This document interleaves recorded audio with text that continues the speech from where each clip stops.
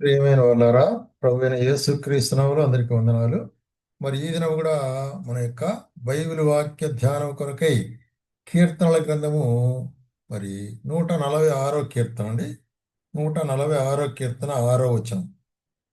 ఆయన ఆకాశమును భూమిని సముద్రమును దానిలోని సర్వమును సృజించినవాడు. ఆయన ఎన్నడును మాట తప్పనివాడు. ఆయన ఆకాశమును భూమిని సముద్రమును దానిలోని సర్వము సృజించినవాడు. కాబట్టి కాబట్టి మన దేవుడు సర్వమును సృజించిన వాడుగా ఉంటున్నాడు. కాబట్టే మరి అటువంటి దేవుడు ఎన్నడును మాట తప్పని వాడుగా ఉంటున్నాడు. అంటే ఆయన మరి సత్యవంతుడైన దేవుడు ఉంటున్నాడు అనే కార్యాన్ని చూస్తుంటున్నాం. ఆయన సత్యవంతుడైన దేవుడు. ఎందుకంటే మాట తప్పుడు, ఆయన మాట ఇచ్చి నెరవేర్చకుండా ఉండేదానికైతే ఆయన మనుష్య మాత్రుడు కాదు. కాబట్టి మనుషులైతే అనేక కార్యాలు చెప్తారు, అయితే వాళ్ళు మాట మారుస్తారు. అయితే యథార్థవంతుడైనటువంటి యొక్క దేవుడు. కాబట్టి ఇటువంటి యొక్క దేవుని యొక్క సముఖాన్ని గురించి మరి దావీదు తన జీవితంలో ఒక సందర్భంలో దేవుడు ఆయన సంధిస్తుంటున్నాడు.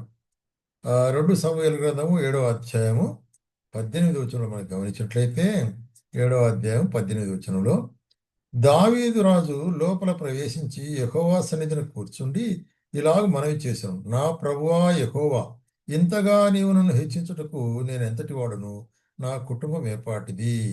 ఇక్కడ దావీదు అక్కడ దేవుని సముఖములో ప్రవేశించి అక్కడ మరి చూసినట్లయితే ఆయన సన్నిధానంలో కూర్చుండి దేవునితో మొరపెట్టుకుంటున్నాడు. దేవా, నన్ను ఇంతగా హెచ్చించినవే, నన్ను మరి ఎక్కడో మరి గొర్రెలు కాసుకుంటున్నట్టు నన్ను తీసుకుని వచ్చి నన్ను మరి నడిపించి విడిపించి ఎన్నుకొని ప్రత్యేకించి మరి ఇంతవరకు నడిపించి నన్ను రాజుగా చేసినవే. అది కాబట్టి నన్ను రాజుగా చేసి హెచ్చించినవే, నేను మరి ఈ అంతటి వాడున ప్రభువా అని తను తాను దీనుడుగా తగ్గించుకుంటున్నాడు. అంత మాత్రం కాకుండా ఇంత హెచ్చుగా చేసినంత అంతయు నీ దృష్టికి కొంచెమే, మానవుల పద్ధతిని బట్టి బహుకాలము జరిగిన తరువాత నీ దాసుడైన నాకు మరి చూసినట్లయితే నా సంతానములు కలుగు వారిని గూర్చి నీవు సెలవిచ్చుంటున్నావు. ఏం సెలవిచ్చున్నాడు అంటే, నీ సంతానములో నా యొక్క వాక్యాన్ని, నా యొక్క ఆజ్ఞలు నెరవేరుస్తుండే వాళ్ళు ఎవరైనా ఉన్నట్లయితే, మరి నా నామ ఘనత కొరకై జీవించే వాళ్ళు ఉన్నట్లయితే వారికి నేను రాజ్యమును ఇవ్వక మానను అంటున్నాడు. చూసినట్లయితే రాజ్యాన్ని ఇవ్వక మానను, ఎందుకంటే అటువంటి వారికి నేను నీ కుమారులకు కూడా దాన్ని స్థిరపరుస్తాను అనేటువంటి కార్యాన్ని. అందుకే 26వ వచనంలో 28వ వచనం ఒక మాట చెబుతాడు. ఏం చెప్తున్నాడంటే, యథార్థవంతుడైన దేవుడు నీవు యెహోవా ప్రభువా, మేలు దయచేదు అని నీవు దాసుడు నాకు సెలవిచ్చున్నావే. నీవు దేవుడవు గనుక నీ మాట సత్యము.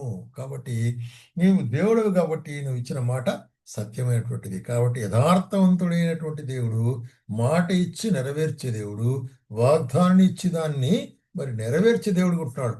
అందుకొరకే మనలో కూడా ఆయన ఏం చూస్తున్నాడంటే హెచ్చరిస్తుంటున్నాడు. జకర్యా గ్రంథంలో మనం చూసినట్లయితే 8వ అధ్యాయంలో, జకర్యా గ్రంథము 8వ అధ్యాయము 16వ వచనం, మీరు చేయవలసిన కార్యములు ఏమనగా ప్రతివాడు తన పొరుగువానితో సత్యమే మాట్లాడవలను, సత్యమును బట్టి సమాధానకరమైన న్యాయమును బట్టి మీ గుమ్మంలో తీర్పు తీర్చవలను.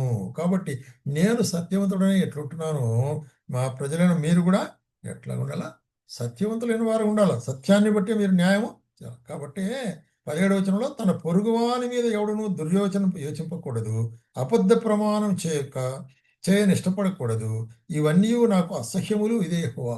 కాబట్టి దేవునికి అసహ్యమైన కార్యములు అబద్ధములు అంటే, ఎందుకంటే ఆయన సత్యవంతుడైన దేవుడు, ఆయన మాట ఇచ్చి నెరవేర్చే దేవుడు. కాబట్టి మనం కూడా ఆ విధంగా ఉండాలనేటువంటి కార్యాన్ని దేవుని వాక్యం మనకు బయలుపరుచుంటుంది.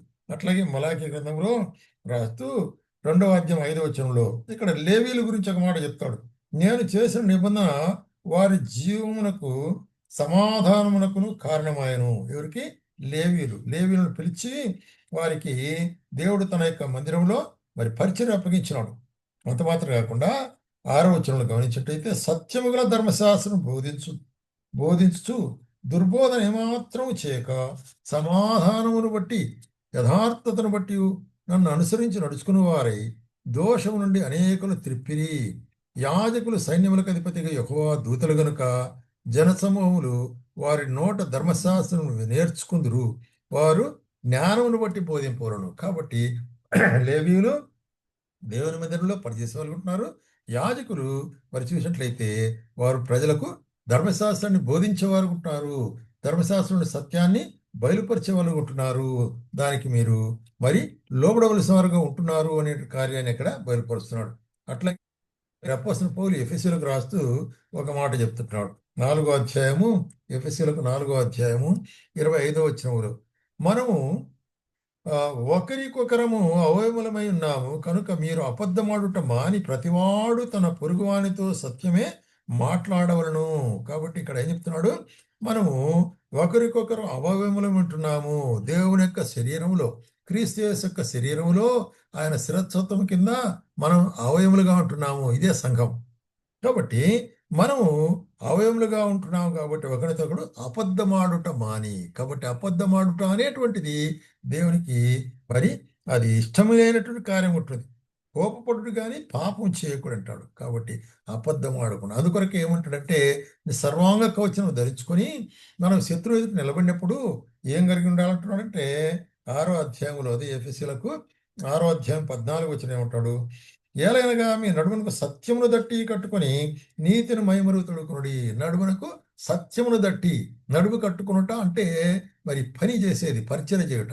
కాబట్టి దేనితో మనం పని జరిగించాలంటే సత్యముతో మనం పని జరిగించాలనేటువంటి కార్యాన్ని మనకు బయలుపరిచేదిగా ఉంటుంది. కాబట్టి ఈ యొక్క నడుమును కట్టుకునుట అనేటువంటిది సత్యము అంటున్నాడు.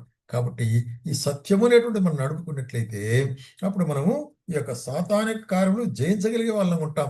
సర్వాంగ కవచంలో అది ప్రాముఖ్యమైనదిగా ఉంటున్నది అనేటువంటి కార్యాన్ని మనం చూస్తున్నాం. అంత మాత్రం కాకుండా యేసుప్రభు ఏమంటున్నాడు, మరి యోహాను సువార్త 14వ అధ్యాయంలో గమనించినట్లయితే మీ హృదయములు కలవరపడనీయకుడి, వెరవనీయకుడి, దేవుని యందు విశ్వాసం ఉంచుడు, నా యందును విశ్వాసం ఉంచుడి అని చెప్తూ ఏమంటాడు 6వ వచనములో, యేసు నేనే మార్గమును సత్యమును జీవమును, నా ద్వారా తప్ప ఎవడును తండ్రి వద్దకు రాడు. కాబట్టి నేనే మార్గము సత్యము జీవమైంటున్నాను అంటున్నాడు. సో మన దేవుడు ఎవరు? ఆయన సత్యవంతుడు, సమాధానకర్త అయిన దేవుడు.